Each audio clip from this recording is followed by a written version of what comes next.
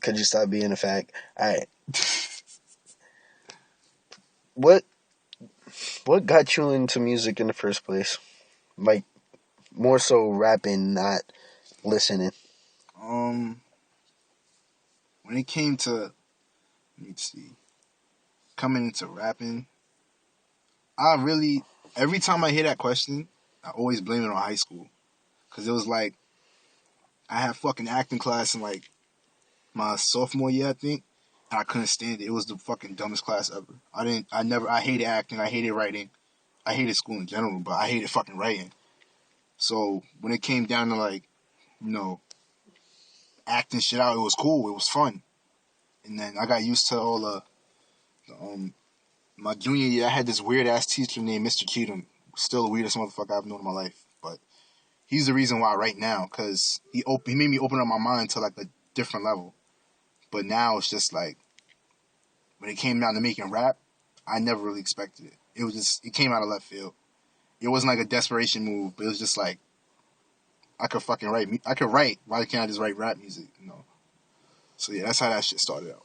I came from. Okay. What let's see. What rapper, old school rapper, would you rather listen to over anybody else? Man, that's a hard question. I'd have to say I could really sit down and listen to Biggie all day. I could listen to Biggie all fucking day. Why Biggie? Why not Tupac? Why not Nas?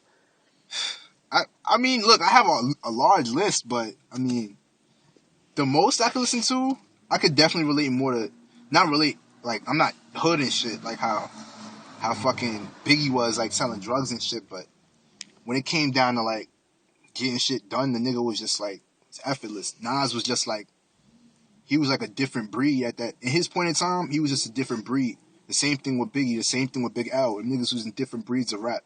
Like, I hate when people just be like, they just, I put it on the internet one day, I think I put it on Facebook or Instagram. Mm-hmm. I was saying how, like, niggas really forget, like, Oh man, gonna look at us funny. what's good, Mike? It was looking at, like, nah, he wasn't gonna look at us funny. I knew the nigga. Yeah, I just run. keep going. Now, what was I saying? Big L. When I first heard Big L, I didn't know my pops knew him, like, personally. He knew the nigga, like, talk, gave him dap, hung I out don't with him care type about shit. all that. But, don't disrespect a legend. That nigga's a legend. I wasn't disrespecting Big L. Alright. Keep Nah, but, going. like, them niggas was it was in different frames of rap minds, like, yeah, when I say that, like, rap mind wise, I mean, like, them niggas was just in a whole, like, they were different breeds in their era, like, Biggie was doing it like no other, Pac was doing it like nobody else, like, when he was bringing that gangster shit, like, you could bump, but he still had the stuff, like, you could be like, yo, this nigga speaking the truth. That's why I mean, like, Pac and Biggie have their differences, but I'm still a Biggie fan, because Biggie's bars was just, I still think Biggie's bars, like, if he was still around now and made more than 2 albums, it'd have been a rap. Like, right now, it'd have been a rap. Same thing for Big L. Just like, it was sad the way that shit went down. Next question. You say you prefer Biggie, but you call yourself Del High, meaning The meaning behind that name. no. What does it mean? And then I'm gonna finish my question. Alright, yeah, you really fucked up on that one. No, I didn't mess up. Alright, I want you to finish. I want you to say what it means, and then I'll finish the question. alright. Del High, that nigga. Um, Del High stands for Donald Eric Lax, which is my full name, but I wanted to have like a different appeal to it. So at first it was just Del, and then I thought like my bars is like they're like divine, like my lyrics are divine. It's excellent. It's nothing competing with it. Like the way I put my words together at times is just like that's the type of shit I like. So it just ended up being underneath like divine excellence and lyricism.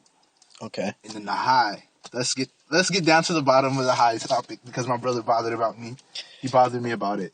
He was like, "Is it like a stoner thing?" I'm like, "No, it's not a stoner thing. I mean, I don't smoke weed, so that's just not no." It was like not about my like. It does represent me in a whole because the thing I think about it more is often I put an underscore for it because on Instagram there's no such thing on a keyboard as an overscore. For me, I make it an overscore when I write it on paper. Because overscores means above more. I mean, I'm above most. I'm most high. I'm divine. I have to be most high. Like if most divine nigga out. If my bars are divine excellence and lyricism, You I have to have to be be up high. I have to be yeah. up there with God. So the reason why it's an overscore because I'm above more. That's the reason why I'm high. Mm-hmm. It's not because I'm fly Okay. or like any other thing like that. Okay. Now back to the question. Now, since that's the meaning of your name, why Biggie? Why Biggie? Why not Tupac? Why? Because Tupac is more of a poet. Nas is more of a poet. Poetry leads on to lyricism a little more, if you ask me, in my opinion. It does because I left that out honestly. Like I started off with poetry, like little iffy subjects. Like it was dark and gritty because I was young, so my mind was like all over the place. It still is because I still am young, but Dark and gritty because you were emo. yeah, I was. I'm not as much as I was before, but I was. Oh, trust me, I know. So, I mean, like I feel like me being where I'm at now, it makes me more like my mind process is different. Like it's not the same anymore. I don't really think about the same shit as much. With the poetry, it just helped me like throw out everything I had to throw out. When I have like a bad day, like when I used to have bad days with females and shit like that, which was on the regular. People fuck less now, but I mean, it was just like how can I describe it? It was like it was more like me. It was more emotion to it. It wasn't more like, oh, I'm gonna talk about like I'm gonna just put some ill punchlines in there. No, the punchlines was dope in that meaning, but other than that, it was just that.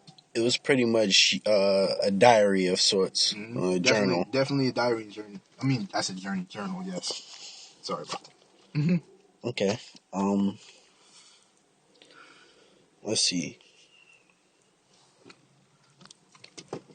Would you refer who would you refer yourself to as Continue. like the person you spit similar to the most?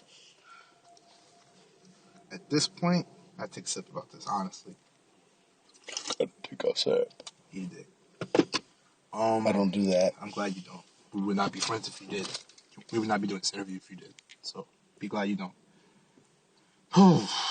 Question I get asked the most. It annoys me, but it doesn't annoy me because now I see where I stand. Because before when I was spitting, it was just all over the fucking place. It still is at times, but since that, it was like at first, believe it or not, Mystical was one of them because his mind's all over. Like the way he spits is just like it's like when I ride him, like the niggas all over the place. So it was like, yeah, I could take something from Mystical. Then I started like sitting back and really listening like to my past. I have to say like I'm starting to get some shit back from the roots. Like when I heard Things Fall Apart, that's the very first album I heard from them. I just started listening to them. Honestly, like that album like hit me in the You chest. call yourself a rapper? I really didn't listen to Roots because I never really like took time to listen to them. But like Biggie, of course, I could definitely see that a little bit. Biggie, I have my Nas moments. Like I'm a big mixture of everything. Like I'm a mural of the most abstract shit put together in one, and it's just like I feel like I could do it all, but I prefer boom bap. Like the way it sounds, the way it's put together, like how Q-Tip spit, how Fife used to spit, like on Tribe Called Quest in general. Like niggas was dope. Like Low End Theory, Midnight Marauder is fucking yo. Those albums really took me back to the point where I was like, now I see what like they spit, but I still don't understand it yet. And I started understanding it, and now I see where I'm at. Like that's what I relate to the most. Okay, so do you think you found your own sound? At this point, since I really sat down and thought about it, I think I have because it's what I enjoy doing the most. Like fucking, I can't. It doesn't like bother me a lot. Like I don't hate on them, but like when it's people from New York, like niggas like French and ASAP, they rep in New York, but it's like niggas like Joey and Pro Era don't get no respect because it's like they that sound people don't really want to hear anymore because it sounds so old school, it's gritty. But that's the shit I like. Yeah, you like pretty much you like actually hearing real music instead of hearing radio stuff. I don't even listen to the radio, honestly. I don't. I'm saying like because Frenchie and everything that he pretty much makes radio music. But last question. I just had it at the tip of my tongue. That's what she said. I know. I heard that joke come in. I was like, oh, watch him say it. I didn't want to say what I was gonna say, but okay. If you made a couple of mixtapes and then you actually get signed and you make an album, how well do you think it's gonna sell? No being biased, no sucking yourself, none of that. Just on a neutral statement. On a neutral statement, how it would do. Honestly, like I said it from the start, like even knowing like people don't like signing people who don't want to be mainstream. Like I have that thing with me. It's just like I just want people to hear what New York's about now. Like I want them to see what's back because it takes more than like niggas like honest people don't even listen to nigga. I don't know why they don't. Action Bronson, that nigga got the New York sound too. Like him, when I heard Wu Block for the first time, when I heard Wu Tang for the first time, it was like that sound that made me think like, if I have that sound like how Wu Tang had it on lock around that point in time in that golden age, we're not even in a golden age anymore. So it's like records don't get sold as much because of illegal downloading and shit. Which I plead the fifth. I plead the fifth on that one. Like when it comes to like selling shit, I wouldn't even want to sell. I just want to perform, honestly. Like, I think my fan base would be dope because it's like, where I'm coming from is what people want to hear. It's lyrics, it's bars. It's not about the baddest bitch in the block. Like, it's more like how that baddest bitch in the block played me because I was like lame nigga, and now I'm on my own shit. Like, you got to talk about your experiences. That's what sells music to me. Like, it sells the lyrics more than the actual music to me. Because when you hear what people are talking about, they're like, damn, the stories are deep. Nah, stories are deep. It's dope storyteller, like how Slick Rick was. Dope storytellers. I really haven't Definitely was a dope storyteller. like Slick Rick. His rhymes were so basic, but the shit was so hard because the nigga was telling a story that all went together. There was no hating on Rick at all. Listen, if I ever hear someone say Slick Rick was fucking whack, I'm like, really? You really think Slick Rick is whack? Right? That's whack. You know what I mean? I tend to slip up when shit when I'm angry because that shit gets me angry. Like fucking Crisscross. Them niggas was dope. I'm sorry. Them niggas is dope as fuck. Like they threw in not even more than originality. Like the niggas is doing something like that was just awkward, but it was still hype. Like when people heard jump, Crisscross Mickey, like the shit was dope. It sold because it was original. It was from them. It was from where they was from. It wasn't like, oh, Crisscross and we doing like fucking LA down south shit. You know, like, no. I don't want that to me. I want original New York shit. When you hear original New York shit, that's where rap came from. This is where it started from. This is the mecca of rap, hands down. Like, East Coast, West Coast, I really don't give a fuck. But to me, the mecca is New York. Everybody who was great and started off from something was New York. And niggas forgot where they came from. That's how I feel. Some people forgot where they came from. That's New York rappers. But other than that, I feel like I would see myself doing good. I wouldn't see myself doing bad because, I mean, I think my fan base would be dope because I'm real. I'm not going to come like half-ass with it. There's no half-ass in there at all. Like, I think I'll do good, man. I think I'll go gold my first week. Gold the first week? That was you sucking yourself. I tend to do that. I try not to, even though I'm not like the cockiest motherfucker.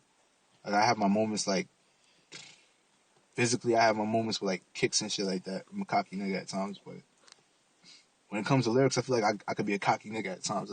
It's nothing wrong with smelling yourself, because if you're not smelling yourself, there's something wrong, in my opinion. That's just me. Give a fuck Okay. less. So in the words of Jadakiss, it's not you're not cocky, it's confidence. So if somebody tell you the best, it's a compliment. Mm-hmm. Most definitely. All right.